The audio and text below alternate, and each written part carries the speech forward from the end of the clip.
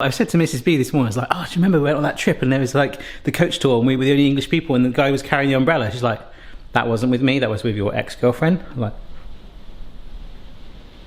okay.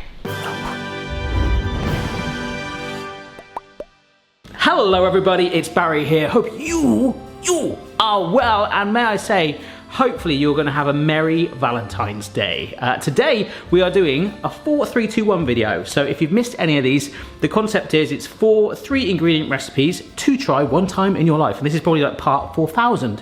If you've missed any others, there's some amazing inspiration on the playlist. So put on your sweatband and have a, I didn't even plan for this, have a marathon at the end of this video if you wish. Loads of cool ideas, but Valentine's Day kind of stands out for me. In fact, we'll try and find it. There's an old video on the channel, if we can try and embed it here, where I did a Valentine's dinner for Mrs. B, and when I very first started the channel, it was pitch black at night, so it was really dark and filmed on a potato basically, but I just know the struggles that sometimes people get when they want to cook for Valentine's Day. So hopefully by the end of this video, with just 12 ingredients or 3 ingredients per item, we'll have a prawn cocktail, steak and chips, we will have a lemon posset, okay, I think I pronounced that right, and also a salted caramel affogato. That's a posh coffee to you and I. I've never had one before. First thing we're doing is working on the lemon posset, because that is a dessert and we want it to chill, baby. And of course you can add loads to this, but I'll come on to that now. All right, I've just weighed out my sugar and it's just come to me. The first meal that I ever made Mrs. B was a Valentine's fajitas with the help of my nan when I lived at my mum's. So there we go, she still remembers that, Mrs. B. All right, so that's some basic caster sugar, folks. And here is some double cream, also known as heavy cream. That's like its alter ego in wrestling. Sometimes does a different character. Now we need to prepare our lemons. These are unwaxed lemons. It's much easier, because we need the zest of all 3 and the juice of 2. It's much easier to get the zest off before you juice it. That is probably obvious, but something that I didn't know for a while. Smelling great. Sorry. And I know what you're thinking. Cream, sugar and lemon, isn't that going to curdle? Why yes it is, because the posset is actually a medieval inspired recipe. It's medieval, so you know it's going to taste good. I feel like I want that on a mug.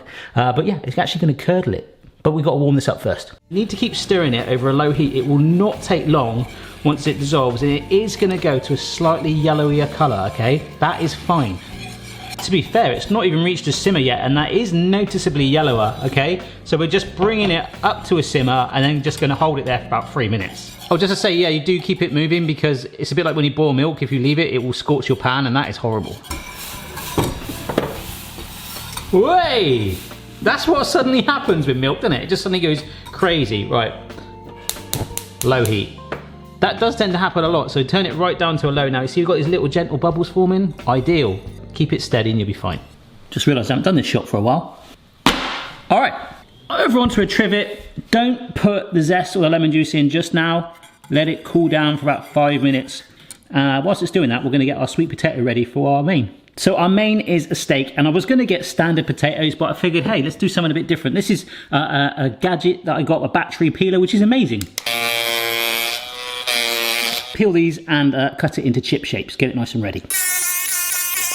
I like them quite rough, and they do shrink a teeny bit, but try and cut them so they're equal in size, okay? So if you've got like one that's a little bit shorter, you might need to make it a bit wider, so it just makes the even cooking time consistency. Thanks. If you cut them a little rough, I really like that, because if you do get those smaller bits and they cook a little bit too much, you get like that sort of nice caramelization, so awesome. Now this is where I wouldn't normally do it on a 4-3-2-1 video, but I'm changing the rules slightly because you guys have said, look, it's fine. We should all have oil and things like that in our cupboards. This is some cracked black pepper. You know, I really want to add paprika in here right now, okay? Just, that's what I'm thinking. I love paprika, but that's too much. Salt and pepper's fine. So the oil is gonna cling, it's gonna help it cook and roast and char and that. Not too much, but just enough to make it glossy.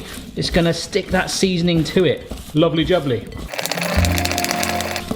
There we go. Look, nice and scattered with seasoning and glossy, like they're gonna go sunbathing or they've just covered themselves in oil and salt and pepper, which is the true story. Just down to all my Silpats, and I'm gonna be saying this quite a few videos, all right? The Silpats, cake stands and veggie prep kits, for the time being, next couple of months at least. It's only going to be in stock on Amazon US. Once they go, they're all in the UK. I've put a massive discount on them so that they can hopefully compensate for the shipping worldwide, okay? So if you're saying when's it coming back in, it could be till the summer that I next get stock in, okay? So it's really important if you want one, once they're gone for the next few months, probably at least, they're gone. Anyhow, sweet potato. And I haven't preheated my oven, but I'm just gonna stick them in there anyway, just so they're ready for takeoff. Folks, something bad just happened. I'm not going to show you what it is. This is a little secret for me in the Patreon vlog club. People say, Barry, do you ever do any vlogs again? I sort of do. I mentioned the other day, we do these Patreon vlogs where certain supporters on a certain tier get the rough edit of these videos. So I talk a lot behind the scenes and they get the video early before we put all the polish on it, when we put all the good stuff. So they know what just happened. I think between me and them, I'll move on to the starter. What the heck is going on? You're supposed to be homeschooling. Magic trick, go on then. Quick, right. Now you see us. Now you go.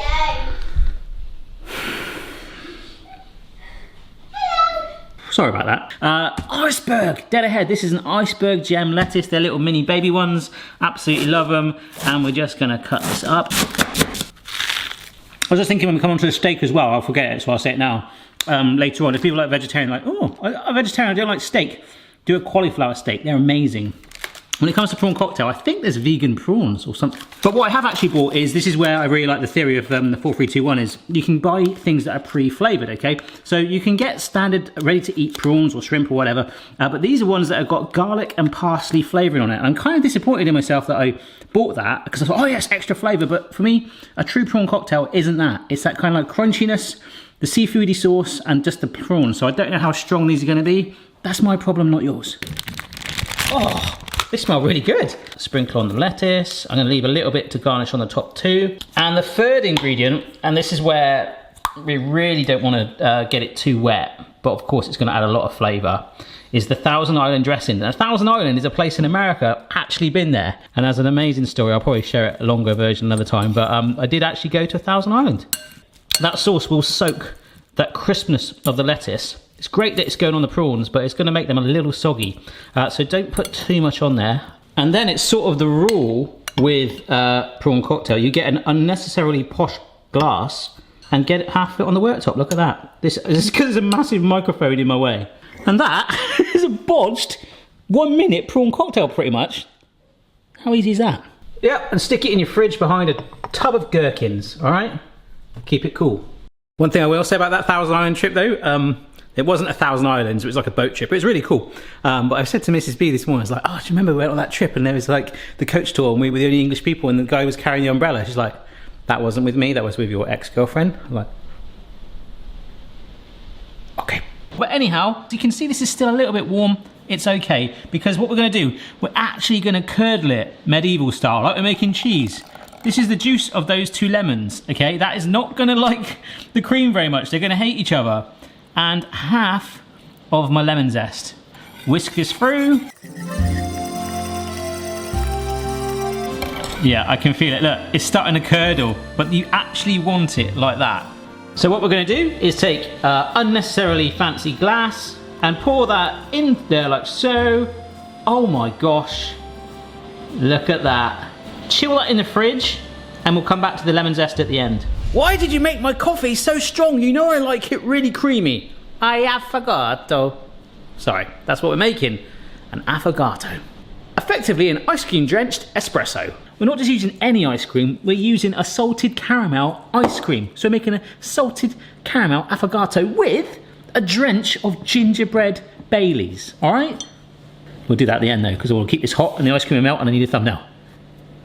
Not sure why I showed you that yet actually, because now my espresso could cool down, so I will have to make some more to warm it up, and my ice cream's back in the freezer to stay cool rather than melt, so that was a mistake.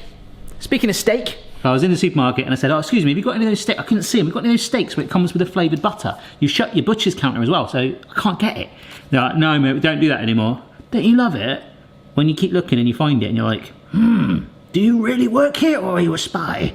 Anyhow, the steak, and this is the genius thing again of the 4321, You can get a steak with a flavoured butter. This one is a garlic and herb butter. Again, just like our prawns. But you could use this with your peas. I'll mention it in a minute. But this is awesome, okay? Cook it the way you like it. I've got this incredibly dirty old griddle pan. It's not dirty, but it just chars and smokes so well. Got some amazing flavour. I've never ever cooked with one of these flavoured butters before. It can't be too hard, can it? I think you just cook it and then put that on at the end. Let's go. Ooh. And the really cool thing is with the packet instructions on the steak, right? It can help you. If you're not sure how long you need to cook it, it will tell you per steak. Yeah, baby. And apparently, I've never done this before, but you stick the butter on for like the last minute. And then we're gonna let it rest like it's good to do with steak. Wow, that's close. Hi.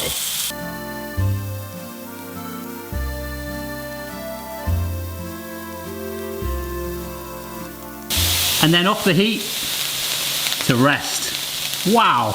That looks awesome. Don't want to get too excited, but we are serving it very basically with peas. Well, actually with petit pois, which I prefer, a little bit sweeter. Can you see that? Microwave, actual recommended setting. So Jenny, get your peas in the microwave, Jenny. While they're cooking, we can take a bit more lemon zest, put it on top of the posset, and back in the fridge for the time being, just to keep it cool. Ah, so our steak's going down. And the peas, I'm just gonna shimmy out of the bowl. Yeah, baby! Look at that. Peppercorn sauce is my favorite, but we've got that garlic butter infused on there already. 3 items, 3 ingredients, whatever you call it. Dinner's on. The ice cream, salted caramel ice cream, obviously non-alcoholic version is completely optional. And then the espresso on top like that. Oh my gosh. Oh, damn it, as much as I want to eat all of that, my wife is here. Aww, you made this all for me? Not really. It's not Valentine's Day when I'm filming this, I want some as well. I try the prawn cocktail. That is the 3 ingredient prawn cocktail. Mmm, tasty. My stomach's rumbling. Awesome. Mrs. B likes her steaks well done. Is that good? Basically I had to incinerate it. Try the posset. It might freshen your palate. Okay. Is this lemon and cream? Lemon, like cream and sugar, yeah. Yeah, like a kind of curdled mousse. Wow. They're good? That's really nice, wow. That's so lemony. Yeah, I guess you could get lemon, lime, orange. Do like a biscuit base to make it a sort of trifle thing, maybe? Cheesecake? Jelly on top? Yeah, yum. Cream? Oh, there is cream in it, no. Yeah, Mrs. B loves her coffee, so this is an espresso, so it's going to be strong, but the ice cream has melted a bit now. Is that good? That's very nice. Can you taste the Baileys as well? Yeah, I can taste the gingerbread Baileys.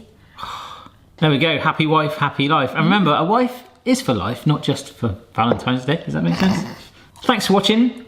Good luck on Valentine's Day if you try this. Want any more inspiration, do check out the rest of the 4 3 2 1 playlist. It's all about simple cooking, and a lot of people try and do it on Valentine's Day specifically to try and like impress their other half. So good luck. If you do this actual recipe combo, send me a tweet. I'd love to see people's reaction and stuff. But yeah, thanks for watching. Do you want some now? I do. Check your level, player. No matter what your style, the kitchen's for me. Simon's moustache, goatee, maybe all 3. Effectively, an ice cream drenched coffee. Effectively, an ice cream drenched. I can't get my words out. Effectively, an ice cream drenched. Effectively, an ice cream drenched. Effectively, an ice cream drenched. Effectively, an ice cream drenched.